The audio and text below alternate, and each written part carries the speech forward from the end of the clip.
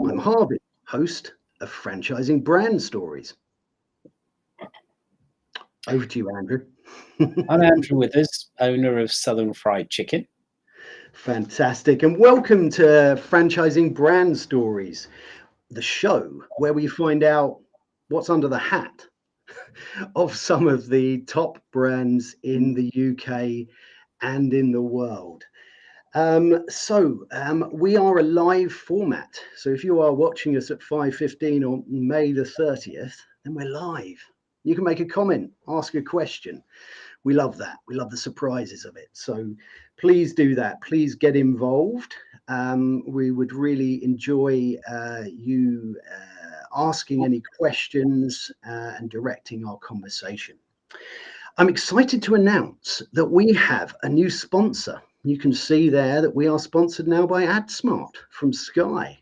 So that's fantastic news that we're being supported as a show. And thanks so much to Kurt Edwards from AdSmart for being our sponsor for season 2. Anyway, without further ado, the brand story that we're going to hear today is that of Southern Fried Chicken with the lovely Andrew Withers. But before I hand things over to Andrew, I'd like to just read you a little thing that tells you a little bit about the brand. Tantalizing taste buds around the globe for over 5 decades. We are thrilled to have the opportunity to talk with Andrew Withers, son of Arthur Withers, the visionary behind Southern Fried Chicken. Established in 1973, older than me actually, I was established in 1974. This iconic brand has brought the irresistible flavors of the American South to fast food lovers worldwide. Today, we delve into the fascinating journey of Southern Fried Chicken, exploring its origins, the challenges and triumphs encountered along the way, and the future vision of this beloved franchise. So join us as we uncover the compelling story behind the brand that has captivated taste buds, including mine, may I say, for decades. So great to have you with us, Andrew. We're going to start with chapter 1, because that's always traditionally a good place to start. So tell us a little bit about the brand and where you're at now. Well, we became global many years ago, but that appears to be our future. Working in more developing markets, current openings that are happening as we speak and will be happening over the next weeks in the Mediterranean. In Malta, I fly there Sunday to open store 10. Then the week after, I'm flying out to Martinique and Guadeloupe, Caribbean. So I like opening nice places. So I can't say that's a bad thing. And then going down from there to La Réunion near Martinique. So developing markets that may not have quick service or fried chicken. Places in Africa that love fried chicken. Just come back from the Congo. So Africa, Mediterranean, and out in the Caribbean. So we've spread the word. It's taken, as you say, 5 decades to get there, but it's, I'm not saying it's getting easier, but it's happening. The brand is becoming more noticed. Wow, that's fantastic. Wow, you certainly do get about, don't you? Lots of exciting places all the way around the world. It's a tough job, isn't it? But somebody's got to do it, yeah? They have, and many people have said, how did you get to go international? And I said, well, I bought a flight ticket. No, what was your strategy? I was invited. I bought a flight ticket. There was no strategy. But you find out when you get out there. You see what the opportunity is. So I can't say I did a lot of research, but nowadays we do have a strategy. And we do look at where we're going to open and where the opportunities are. But in the early days, we didn't. I just got on a plane and went out to all these interesting places and traveled the world. So it's been an interesting period. But certainly you've seen lots of aircraft seats, lots of hotels, and done many millions of miles on different airlines. Absolutely. Must have some good air miles there. Excellent. Yes, No, that's no, that's a fantastic. privilege. Definitely, definitely. Very quickly, just want to recognise the fact that we have got a few people joining us here live. So we've got Julie Waits. Lovely to have you. Good evening from the northeast of England. Looking forward to hearing Andrew's story. And I know who this one is, even though it says that. This is from the ever wise Simon Wise. Great to have you here, Simon. Looking forward to hearing your thoughts as well. And we've got Johnny here, Johnny Joseph from Los Angeles. Fantastic to have you here. If you have just joined us, this is Franchising Brand Stories. And today we have the absolute privilege of talking to a legend of fried chicken, Mr. Andrew Withers, and hearing the brand story behind Southern Fried Chicken. So it's a really exciting one. And we're now getting to that point of the show where we get really into the story, into the history. And this is the point where we're really encouraging people to ask the questions of Andrew and, find out things that you really want to know about the brand and its history as we go through that journey together. If you want to be a guest on this as well, I'm going to put up a lovely little QR code right there. There it goes. Please scan the QR code, or if you know somebody who wants to tell their story, then give it a little scan, and we can have a discussion about that. I also wanted to quickly say, as well as before we get into the main part of this, if the next three episodes of this, we normally go out on a Thursday. We are going out on a Wednesday for the next 3 weeks, partly because I'm also jetting off around the world. Well, I'm going on holiday, and it worked out well to have it on a Wednesday. So make a diary note that for the next 3 Wednesdays, Franchising Brand Stories will be on your phones, on your laptops at 5:15 GMT, and then we'll return back to Thursdays on the 27th of June. So let's have a look at. I'll tell you what. Just as we're about to get into the main part of this, we got a question that's come up. So let's have a little look. Johnny's put, Andrew, share with us your biggest challenges in the fried chicken business. Seems like there are many fried chicken brands out there. Yeah. I think if it's all right, let's begin chapter 2. And we're definitely going to get to this question, Johnny. But if we begin chapter 2, Andrew, with taking you back now to the beginning. So where did it all start? It was your dad, wasn't it, that began? Yes, it was actually my mother and father started a small business selling catering equipment. My father worked in America for another business doing barbecue chicken.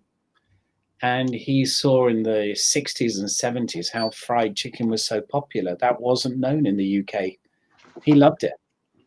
He was working in South Carolina, tried fried chicken, and absolutely saw the potential of bringing that back to the UK. His marketplace, he just said, well, there are five or 6,000 fish and chip shops with protein, which is fish, which is very expensive.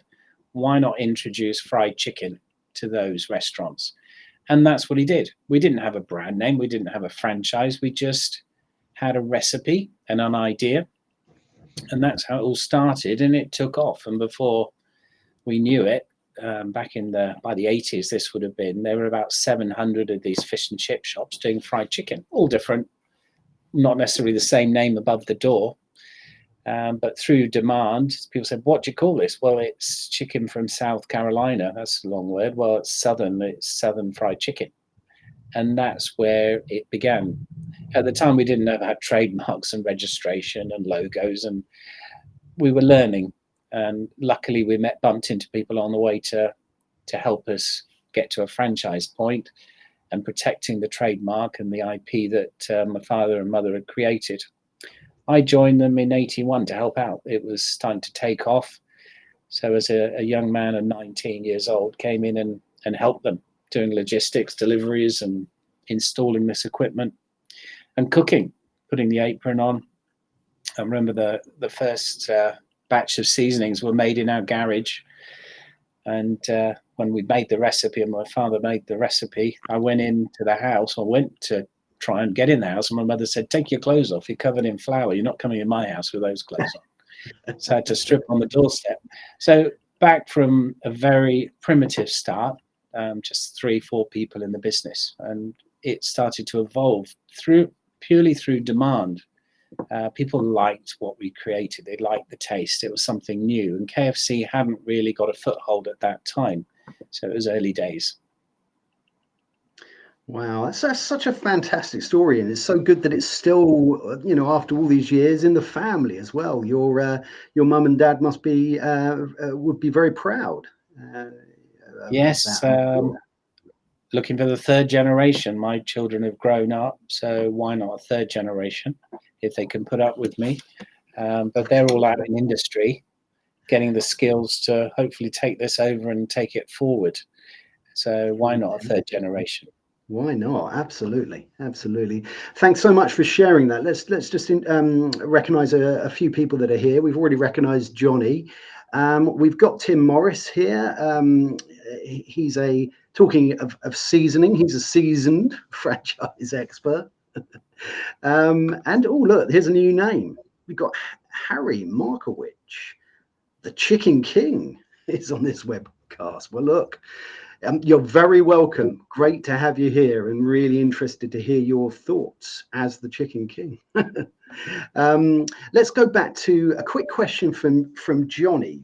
Let's see what we make of this one. And we had this one before, but what have been some of the bigger challenges that you've faced? I'm sure many over nearly 5 decades, but any stick out? In the early days, there weren't many chicken brands, to be fair. So we established something unusual. Our taste is not the same as everybody else. Say, well, everyone's got a unique flavour. Originally, it was very similar to sort of flour and salt and spices thrown in. But then we realised our customer base didn't like what we produced, and we spiced it up. So we heated up our products, adding more spices to the mixes. And that became sort of our unique recipe, a hint of lemon in there and peppers. Don't give it away. The secret recipe will come out, but it is quite unique, and it isn't easy to replicate. There are many chicken brands out there. I went down a high street the other day and saw a dozen different chicken brands, and I tried the food. And not to down anyone's product, but I thought, they're obviously not aiming. It was all about branding, not necessarily product taste. And we've always gone the other way. Let's concentrate on what's the best product we can produce. And our branding has always taken second base. So we believe in fresh cooked product. It's not pre-processed. It's not vacuum packed and regenerated in an open fryer. It is pressure steamed. It's pressure cooked, and it's a fresh recipe. So having a fresh product with a unique taste has put us into our own marketplace, and people will come to us maybe than other brands. So I've got a picture above my desk, and I've got a unit that's right next door to a KFC, right next door to another chicken brand. Why do they come to us and not another brand? Because they like what we do. It's different. We haven't tried to copy. We tried to be unique. I would say it's in the taste. It's the way we present it. Also, our menu mix is different.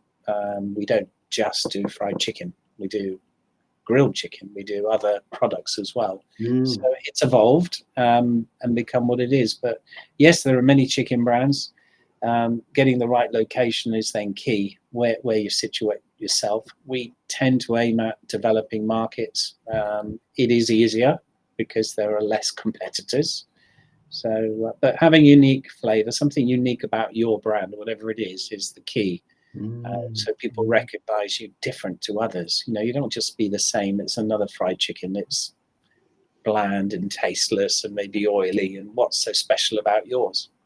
So it is in the taste buds. I think that's really important and a wonderful thing to hear, because branding, people think, is what's key to it. But it might be key to someone coming in the door, but it's not key to someone coming back through the door. That's exactly what you talk of there. It's the flavor, it's the experience you get when you come in. Let's have a quick look. We've got a great comment here. It looks like it's a great comment from me, but it's not. It's a comment here from Simon Wise. Simon's put, why did you choose franchising to grow your business? It's a good question, because I know it sounded like a beautiful story of kind of getting into these things accidentally almost and going with the flow. But what made you look at franchising? It was accidental, but it's also survival. When you're starting off, you're working in a garage, it's hand to mouth. You're trying to survive. My reason for pushing towards franchising, because I met a certain individual, Mansour Ashani, and said, you need to franchise your brand. I didn't even know what the word meant in 1980. Someone said, well, franchising is simple. It's just replicating success. You have success in these small takeaways doing fried chicken. Now you need to standardize it. And I thought, well, I need to learn about franchising. So having met this franchise lawyer, he took me to many functions, events. And I remember sat next to a lady, and she looked at me and said, the problem with you, Andrew, you're a salesman. You will sell your equipment and your ingredients to anybody. You don't select who your franchise partner is. And I said, no, I just sell it. Well, that's wrong. How can you guarantee a quality if you don't have a person that can follow your instruction, follow your recipe, follow your brand, your future? And I asked her who she was. She said, well, my name's Anita. I own a body shop. So being introduced to people that gave me advice on the way were a godsend. So I was just desperate to find out. There is no school for it back in the 1980s, 90s. I thought, where do I find out? How do I do this? We were led to Mansour Ashani by our bank. And they said, oh, go and see this guy. So it was just really putting our hand out and feel to find out, how do I improve the brand? How do I get consistency? Why did we choose franchise to grow the business? It enables you to grow by other people investing in your brand. You're giving them a system, and they're investing to enable you to open more outlets. We didn't have the money to open our own restaurants. We were 3-4 people in a business working out of a garage. So we used other people's capital to help grow our brand and their businesses as well. And they also created success out of it. So that was the reason we went into it. I was always keen to get that consistent. How do I get it consistent? How do we get that franchisee to follow a process? We've got to have manuals, we've got to have systems and a good contract. So if they don't follow it and they refuse to follow it, we've got to be able to say, well, you're not part of the brand anymore if it comes to it, or help them on their way to do what they want to do. But if they believe in the brand, we can grow together. It's about growing together and taking people with you. Absolutely. No, I love that. The belief in the brand as well. And as much as manuals, systems, contracts are all vital in a franchise business, if your goal is to have happy, successful franchisees, which it really sounds like it clearly is, that believe in the brand, then some of those things, they're important to obviously understand it. But if you get somebody who really wants to do it, it makes a big difference. I also love that story about meeting, the founder of the body shop. What a wonderful story and a great piece of advice. I've written that one down. Be a selector, not a salesperson. Yes. Yeah, definitely. Love that. You've got to choose your business partners wisely in this process, haven't you? Because it's that's exactly what you're doing. In the early days, we chose wrong, and we made our mistake, and then taking partners that went their own route. So they tried to change what we were creating. So we need to get and find someone. So we obviously, over the years, we created a selection process. Do they believe in the brand? Will they listen? Will they follow the path? And if they won't, you can't just take their money and say, well, they may change. No, you shouldn't. You say, well, I don't think this brand is for you. You know, it's not going to work if you're fighting us all the way, and you're not going to want to follow this route. It damages the brand, and we've made those mistakes. You know, we tried our best in the early days. We were inexperienced, but as the brand has grown stronger, we've become more consistent, purely because of selection process and getting people that believe in what we do. Yeah, absolutely. And strength comes with mistakes. When people buy a franchise brand, they're buying somebody else's mistakes, you know, and somebody else's learning and somebody else's time. You know, 5 decades, you know, it's a huge amount of time, a huge amount of mistakes, and a huge amount of learning to get to a position, and someone can buy into that. Exactly. People have come to me and said, well, I'm going to do my own chicken brand. I said, great. Have you got a 7-figure sum in your bank?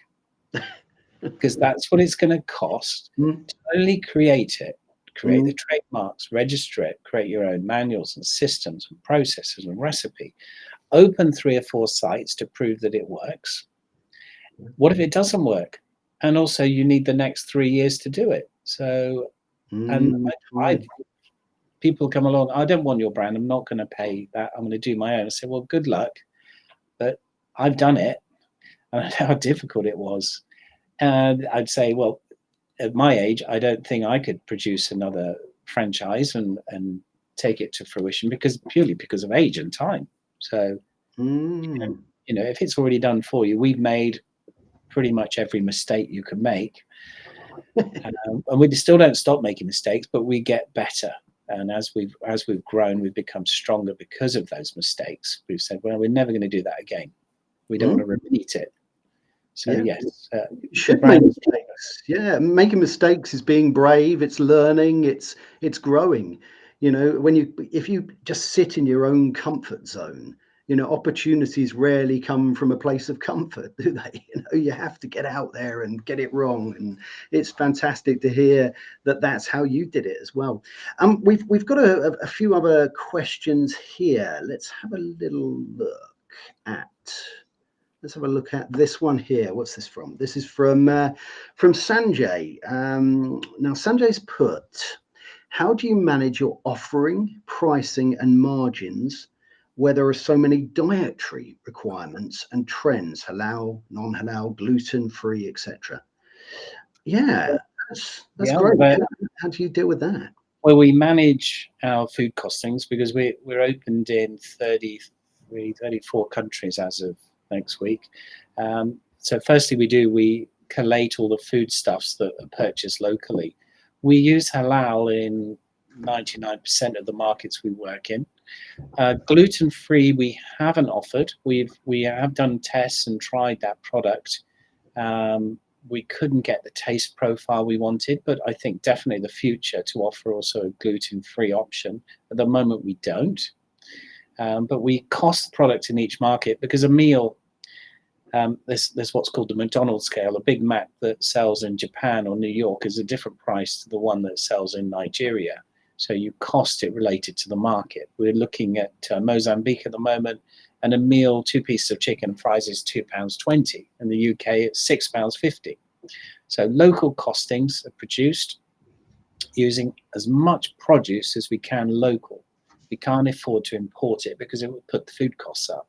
Labor costs they would be lower. Investment in opening is lower. So everything's locally costed because it has to be able to have a customer that can afford it. We can't sell a meal in Mozambique for £6.50. It's not going to work. So it's local costing. To give us a margin, we've got to make a profit. We've got to pay back our initial capex, or our partners have to. So it's one of the first things we do when working with a new partner is look at, can we afford to open here? Can we get a return on investment? Is the market stable enough? Because a lot of these markets we work in are not stable. Will they be stable enough to regain our investment or our franchisees' investment before we go forward? I'm bringing up this question here from Abid. Abid, I think it is. New person to the show. Welcome to the show, first of all. And it's answering that question a little bit. You know, you're obviously expanding internationally, and I think it's something that we might get into towards the back part of this. Very clearly, are you looking at the Middle East? Are you in the Middle East? Yes, we're very keen to work in the Middle East. We're in discussions at the moment with potential master franchises from Iraq, Iran, Qatar, Kuwait. So we're in discussions with all those areas to hopefully find a partner. It does lead into another question. Are we looking for people what sort of people? They've got to be able to open a multiple franchise. Singular franchise will not survive in these markets because they're so sophisticated. If you don't have any market presence, you have one unit, your cost of operating a single unit, it will not make money, basically. So the second and the third operation will start to popularize the brand, give recognition. And then on the second and third, you'll be getting a higher or a better economy of scale. So you can purchase local food products lower in price to make your margin. So if someone came to me and said, I want to open a single unit in the Middle East, in Qatar, I say, it will fail. And I wouldn't take their money. And unless they can look at a strategic way of opening, there is a possibility you could open a single one in a captive audience, like a theme park, but the brand would not be recognized. So how do we get it recognized, but other than to start opening multiple sites and also reducing your costs of operations, your marketing and everything is split between the multiple sites. So yes, it's essential. That's great. I mean, I quickly put up Tim's fantastic comment here because you were beginning there to talk about multi-unit. You're obviously talking about multi-unit in new regions, as we were discussing there. Here in the UK, for a franchisee, would you expect or want someone to be opening multi-unit, or no, not operating the single units? Localized units could be singular because it's easy to get around, it's easy to manage from one office in the UK. So singular operators can work very successfully in the UK because they've got support. But internationally, they wouldn't have us next door. They wouldn't have that support. So we need to set somebody up that has the capacity to be a developer or a master franchise, because there's a lot more responsibilities in buying your food, sourcing your products, manning and operating multiple stores. So they're a different person, the person that can open a singular restaurant and the person that can open 3 or more is a very different person, and they have a different skill set. No, completely. Very quickly, if you have just joined us, this is Franchising Brand Stories, and today we are talking to the lovely Andrew Withers about Southern Fried Chicken. It's been a fascinating conversation so far. If you are watching this in the distant future and you're not watching this live, or if you've just joined us, scan the QR code that's on the screen right now of this very episode. A question that I wanted to ask you, Andrew, let me just get rid of that, is what sort of skills and experiences does a potential franchisee need? You know, do they need to be in the hospitality industry, a chicken expert, that type of thing? Not necessarily a chicken expert, but they need to understand business. They must have a business acumen. They must understand. We do an interview process, and I remember in the early days, said, "Can I speak to your partner or wife first?" So, sure. Why would you want to ask them first? Will you allow your partner to work 7 days a week? What do you want out of life? Yes, I want all those nice things, but will you let him work? Because if one of the partners is not willing to allow their partner to put in those 80 hours a week, it's going to be difficult for them to have success. They'll be held back. And they've got to be determined and hungry. It's not a 9 to 5 job. It's their business. So one of the qualifications would be, are they willing to put in the efforts and the hours? In time, when they build up a structure, if they're a multi-store operator, it's very different, because you would employ managers and operational managers, etc. You have a tier. structure of management to run it for you, but starting out with a singular unit, you are hands-on. So basic business acumen, understanding basic accounts, but being hands-on. We can teach them how to be a chicken expert. That's the easy part, would you believe? But being able to do it every day, every week, every month, and every year the same is the difficult part. And that's where we have to get them into a routine of processes that they follow and checklists. This is your morning opening checklist. This is the way we check the food that it's cooked, temperature logs and data.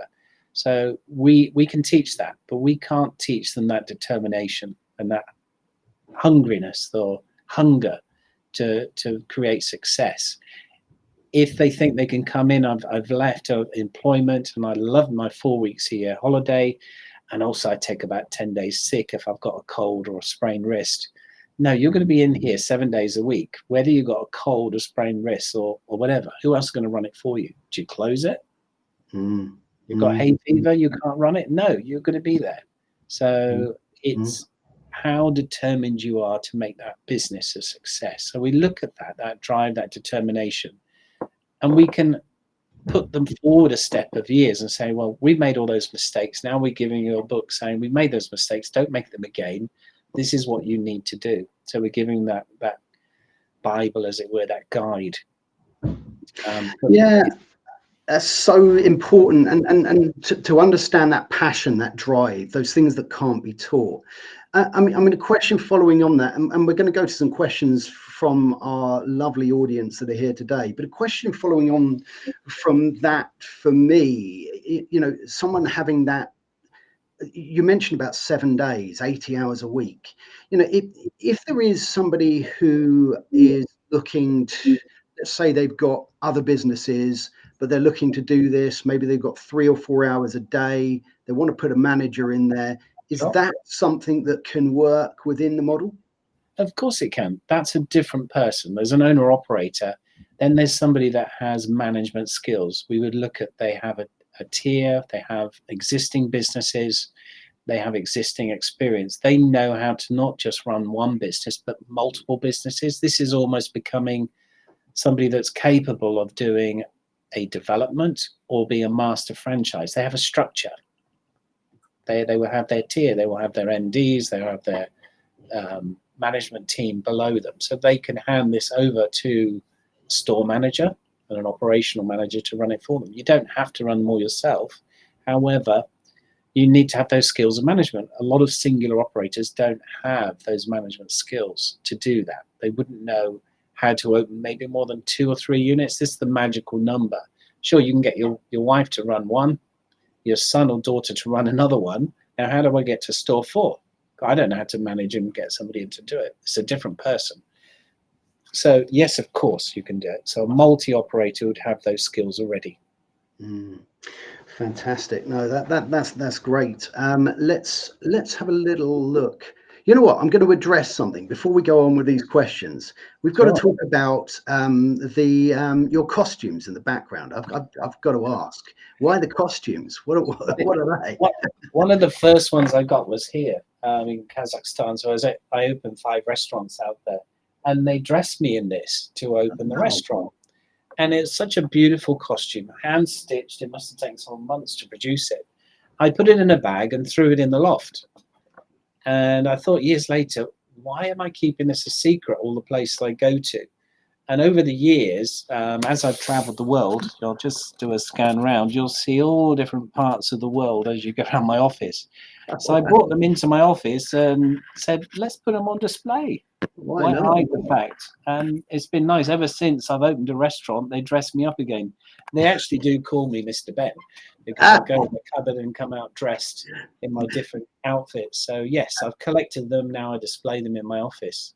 Absolutely. No, and I loved Mr. Ben. Any of our US audience or anyone under the age of 40 years old, message me and I'll explain what Mr. Ben is. No, thank you for that. I wanted to have a look. Look, we've got some great questions. Let's have a little look.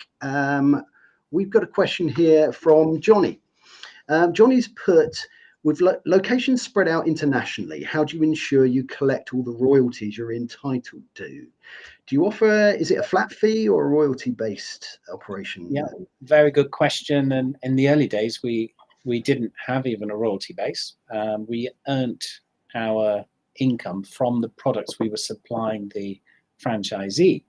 But we then realized to expand outside of our region and Europe, you have to have a royalty because you cannot produce and ship goods to those countries. It's too expensive. So we had to do a royalty. We then did a fixed royalty because we're not like other larger brands. You'd open an office in each country and then monitor and account for what the individual is turning over. You can install a great POS system and it will give you all the figures. But if you're in Nigeria and there's a power cut and there's no internet, you've got no chance to get their figures. So we did a fixed royalty and also gain income from all the products that are collated. So if we produce packaging in that country, we would earn a royalty from the packaging, the ingredient, the equipment. So we have an ongoing income. In other markets, we now do take a percentage of turnover where we have no way of gaining any other income to keep us, to support them. We need to be there to support them. We need to gain an income. So we've started charging royalty. But no, in the early days, no royalty at all, but then realized to expand, you must have an income, which you can't gain from the consumables. But consumables, this is those sorts of things, the buckets and paper, was our main and still is our main income and revenue. Is it chips sticking out of that? That's actually something new. It's a straw, but it's a straw. It's a straw that doesn't damage the environment because you can eat the straw when you finish with it. Oh, okay. Oh, really? What's it made of? That one's actually made of sugar. So we also made one of pasta. So yeah, we always look at the environment and recycled materials and getting rid of plastics. I mean, that's a ecological situation we must be concerned with because we produce billions of not billions, but millions of these boxes now and packaging. So the environment's very important to us. Yeah, so that's how we gain our royalties. To go and say, yeah, you're going to pay me 7% and you're in, as I say, Mozambique, they're not going to get the money out of the country to pay a percentage, but they need to buy consumables, which they can import.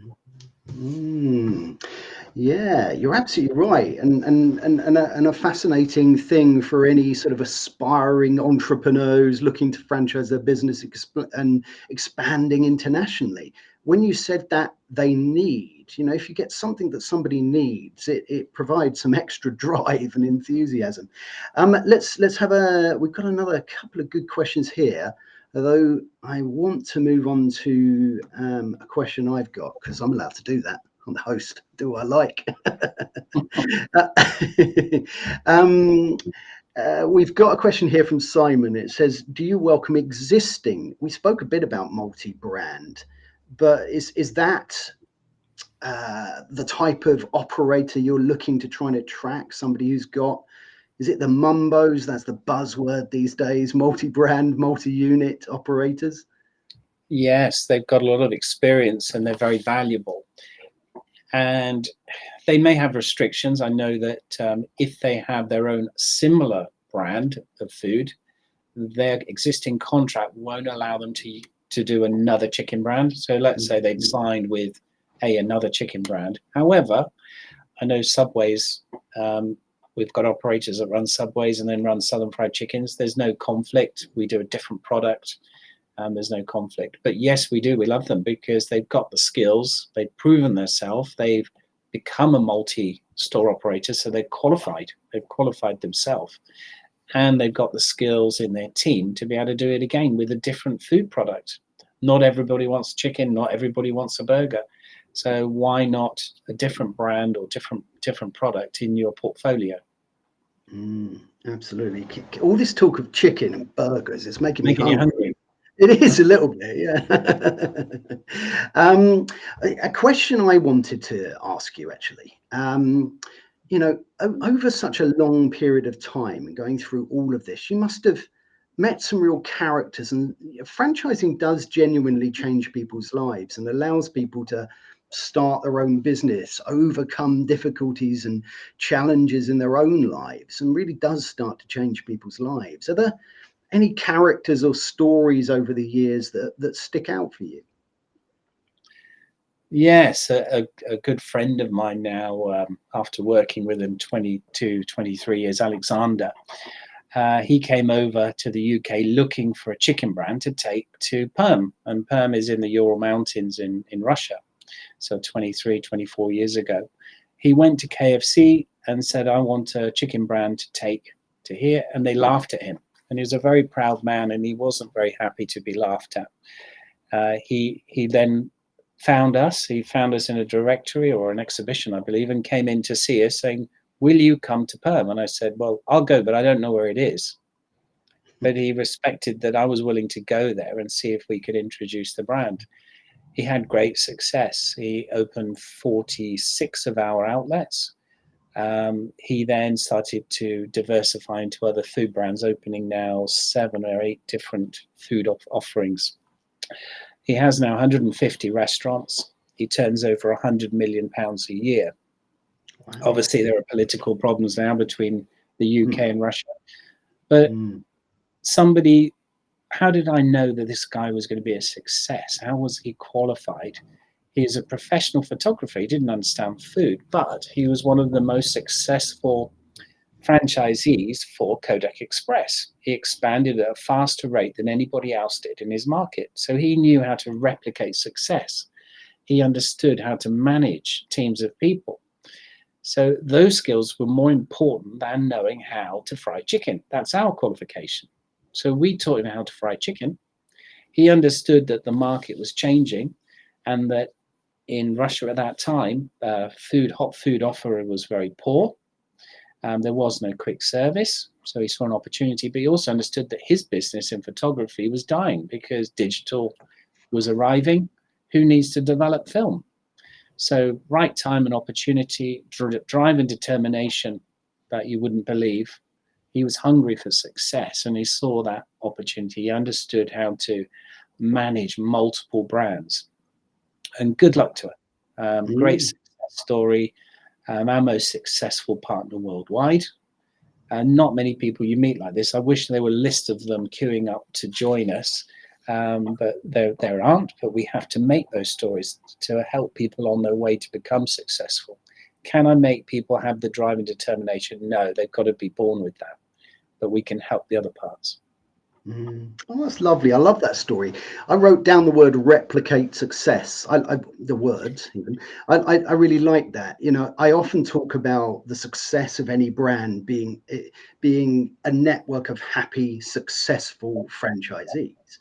And if you can replicate success and have more happy, successful franchisees, then it's the way to growth. I love that story. What a great story, and I'm sure it's an inspiration to anybody who's looking to go into other markets and challenges that we currently face, and I'm sure we'll overcome.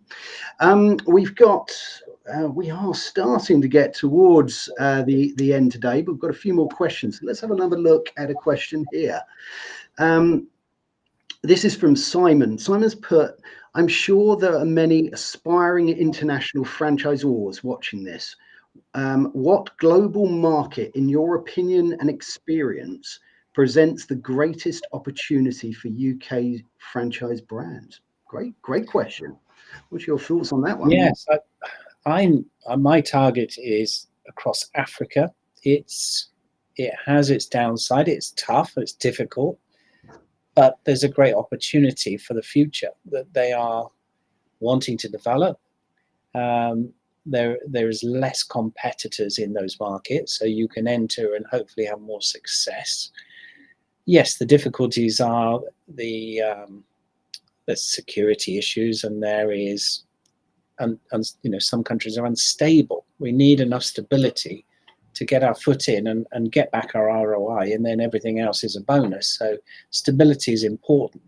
But I'm targeting Africa and also outlying islands. That's where we're aiming for. A lot of other markets, would I open in America? I think not. although we've been asked, because it's so developed. I'd be one of millions, and all fighting for the same patch. It wouldn't be somewhere I'd aim for, personally. So yes, aiming where there's the biggest opportunity. Great. And aiming at a market that you will get paid. That's very important. And how you get paid is very important. Yeah, we discussed that model of how you get those royalties, and I think it's really important to consider that. We've got another question here from Sanjay. Let's have a look at what Sanjay's put. With UK elections looming, as a franchisor, what new measures stroke help should be provided to boost the food and beverage franchising sector? Yeah, that's a good question. Is there anything that can be done differently within the sector from a sort of more of an umbrella setting from government and people that support that hospitality sector without getting too political? Well, QSR, quick service, has had a boom the last 3 years or 4 years. Since COVID, things doubled in quick service because it was available. People were locked in, and their only delight that week or to see somebody would be to get in a takeaway. So it was a massive help in our business and also for the customer. People are cooking less at home. They are looking for bargains. So I think providing a sustainable meal, a low-cost meal, a healthier meal for the public is important, and that will drive sales.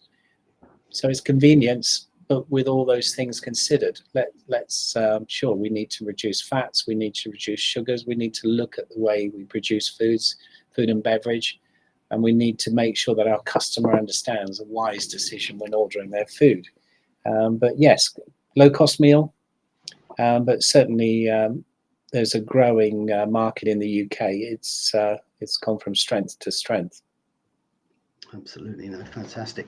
If you have just joined us this evening, this is Franchising Brand Stories, and we're talking to Andrew Withers of Southern Fried Chicken. And we've just heard the fascinating story of the brand, and we found out what those costumes are all about. So if you want to hear the full episode, then please click this QR code. If you are looking at this and you've captured a little bit of it in the future, this will show you the full episode. So we have now come to the end of the main section of the show, chapter 2. So we're gonna move on rather conveniently to chapter 3. Thought that would follow chapter 2 rather nicely, which is Back to the Future, my favorite film. Andrew, I'd like to ask you, what exciting things are coming up for the brand in the future? You've obviously mentioned a lot of international expansion. This is the time where we like to get our franchising brand story exclusive. The future is reducing overheads, costs of increased electricity, energy, staff. We've got to make a smaller footprint. And one of the advantages of having our own production company, we make our own machinery. We've been shrinking everything down. Can we open a home delivery hub, a dark kitchen, in 20 square meters? Yes, we can. It's low cost. So having a low cost model is also attractive when you're opening in different parts of the world, because it will fit in a service station, fit inside another business. Can we afford to be in the high street in the future on our own with the high costs of rents and the other costs, energy costs that's doubled, and the staffing costs? No, we can't. So we've got to shrink this down. We're going to have to make dark kitchens that have no shop front in secondary areas, in warehousing, that the only front will be a brand name on a website, and having multiple brands in the same kitchen, not just to have one, but having, whether it's salad sandwiches or pizza, whatever, but multiple kitchens, so you can gain from economy of scale. So reducing costs is the key for the future. If we stay as we are in big 200 square meters, big sit down areas that no one sits down in because they pick up their phone and order it, because after lockdown it did make us a bit lazy. We just sat at home, we had no choice, so we just used the app or the phone and ordered the food in. people haven't gone back to sitting in restaurants the same way. So making it small is beautiful, as they say. So that's the future for us, and making that small model is the secret, I think, for a lot of people's success. Mm. That's great. Expansion can be reduction. No, that's fantastic. Before we sort of round things up today, I'd just like to thank you, first of all, so much for your time and for being on the show tonight. I'd like to ask you if you'd like to finish with any final thoughts about the brand, about the industry, any final message that you would like to offer the people that are watching today and in the future. Well, I wish everyone success. If you've got the drive and determination, go and do it. Nobody told me that where I'd be sitting today. I've had success. Was it easy? No. Was I determined? I was bloody hungry to succeed and support the family as we went on, having to support my parents in later years. So having that drive, just do a bit more strategy. I didn't do any strategy and made more mistakes than I should have. But I came from an unqualified background. I have no qualification whatsoever. So that was my weakness. But a lot of you guys have that qualifications. Do a bit of strategy. Do your homework before stepping in and going for it live. You'll probably lose less money doing it that way. But yeah, good luck. Franchising is a good way to replicate success, as I said earlier. And that's all it's about, is making something singularly a success, and then just offering it to others, and with their capital they can help grow your name and brand, and joining that success. They should be as successful as you, or in the case of Alexander, many times more successful than I've been, and I'm really happy for generating his wealth as he's gained today, and his success. I've been a part of it. I'm happy to be a part of other people's success. It makes me happy. But good luck. Fantastic. I love the fact that hunger is the key to the success in your business. It seems appropriate, doesn't it? Very much. I mean, not once you've been in, of course, not hungry then. Well, look, that's fantastic. What a great end, and thank you so much again. I'd like to thank everyone for being here today in the audience. This show, as ever, is what it is because of the community around us. I'd like to let you know that next Tuesday on our sister show, The Franchise Show, we are coming live from Sky's headquarters in Elstree. So I might have not my Harry Potter-esque backdrop that's here, could be Sky News in the background. So it's going to be an incredibly exciting and nerve-wracking thing for me, but please join us Tuesday, the 4th of June, 5:15 GMT, 12:15 EST, as we discuss franchise TV advertising with the wonderful, and I'm going to point down there because he's zooming across the bottom, but with the wonderful Kurt Edwards. So please join us then.